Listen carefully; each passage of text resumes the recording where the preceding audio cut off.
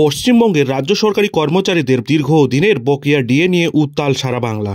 এই বকেয়া ডিএর দাবিতে আন্দোলন, অনশন, বিক্ষোভ, বিভিন্ন রকমের কর্মসূচি করেই চলেছেন রাজ্য সরকারি কর্মচারীরা। নিয়ে চলেছেন একের পর এক মারাত্মক গুরুত্বপূর্ণ পদক্ষেপ। রাজ্য সরকারের উপর চাপ বাড়ানোর জন্য একাধিক কর্মসূচি গ্রহণ করে সরকারের নাভিশ্বাস তুলে দিয়েছেন। বর্তমানে পথের আন্দোলনের সাথে সাথে চলছে আইনি লড়াইও। কলকাতা হাইকোর্ট হয়ে এই মুহূর্তে দেশের সর্বোচ্চ আদালত সুপ্রিম কোর্টে প্রধান বিচারপতির এজলাসে চলছে এই মামলাটি। তবে সুপ্রিম কোর্টে এই মামলাটি চললেও বারংবার পিছিয়ে গেছে এই মামলাটির শুনানি। নয়া বছরের শুরুতেই বকেয়া মহার্ঘ ভাতার শুনানি পিছিয়ে গেছে দেশের সর্বোচ্চ আদালত সুপ্রিম কোর্টে। একের পর এক 14 বার শুনানি পিছিয়ে গেছে। দীর্ঘ 2 বছর ধরে সুপ্রিম কোর্টে ঝুলে রয়েছে পশ্চিমবঙ্গের লক্ষ লক্ষ রাজ্য সরকারি কর্মচারীদের বকেয়া ডিএ মামলাটি। এই আবহে এই বছরের শুরুতেই ডিএ মামলার শুনানি নিয়ে বড় পদক্ষেপ নিতে চলেছেন এবারে এ রাজ্যের সরকারি কর্মচারীরা।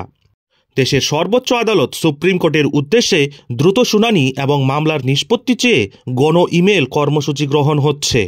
শিক্ষানুরাগী ঐক্যমঞ্চের সাধারণ সম্পাদক কিঙ্কর অধিকারী আবেদনে জানিয়েছেন, ডিএ মামলা নিয়ে সুপ্রিম কোর্টের অবহেলার পরিপ্রেক্ষিতে গণ ইমেল কর্মসূচিতে প্রত্যেককে এগিয়ে আসুন। হতাশা বা চুপচাপ নয়, হাজার লক্ষ মানুষের মেল পৌঁছে যাক সর্বোচ্চ স্তরে। সে কারণেই কয়েকটি ইমেল আইডিও দেওয়া হয়েছে, সঙ্গে লিখিত বয়ানও রয়েছে। লিখিত বয়ান কপি আর তার সঙ্গে আপনার নাম ও আপনি কোন বিভাগের তা লিখে নির্দিষ্ট 5টি ইমেল আইডিতে পাঠিয়ে দিন। সংবিধান কার্যকর করার মধ্য দিয়ে গণতন্ত্র ও মৌলিক অধিকার প্রতিষ্ঠার দিন 26 জানুয়ারি প্রজাতন্ত্র দিবস থেকেই এই গণ ইমেল কর্মসূচির ডাক দেওয়া হলো। আজ প্রজাতন্ত্র দিবসের দিন বেশি সংখ্যায় আপনারা মেল পাঠিয়ে দিন। শিক্ষানুরাগী ঐক্যমঞ্চের সাধারণ সম্পাদক কিঙ্কর অধিকারী বলেন, ভারতের সংবিধান এবং মৌলিক অধিকার প্রতিষ্ঠার স্মরণীয় দিন হিসেবে প্রজাতন্ত্র দিবসের দিন অর্থাৎ 26 জানুয়ারি থেকে ডিএ মামলার দীর্ঘসূত্রিতা নিয়ে সুপ্রিম কোর্টের উদ্দেশ্যে দ্রুত শুনানি এবং মামলার নিষ্পত্তি চেয়ে গণ ইমেল কর্মসূচি শুরু। সেই চিঠির বয়ান এবং সুপ্রিম কোর্টের মেল আইডি আমরা সোশ্যাল মিডিয়াতে দিয়ে দেব। প্রত্যেক শিক্ষক কর্মচারী নিজেদের নামে সেই মেল পাঠাতে পারবেন। আমরা দলমত সংগঠন নির্বিশেষে সকলের কাছে এই আহ্বান জানাচ্ছি। আপনিও যদি একজন পশ্চিমবঙ্গের রাজ্য সরকারি কর্মচারী হয়ে থাকেন, তবে আমাদের ডেসক্রিপশনে গিয়ে এই ফরম্যাটটি কপি পেস্ট করে ফিল আপ করে অবশ্যই ইমেল করুন।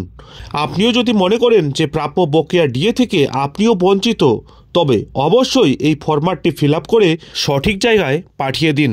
যাই হোক, পশ্চিমবঙ্গের রাজ্য সরকারি কর্মচারীদের এই পদক্ষেপের পরে আদৌ কী হতে চলেছে সে তো এখন সময়ই বলবে।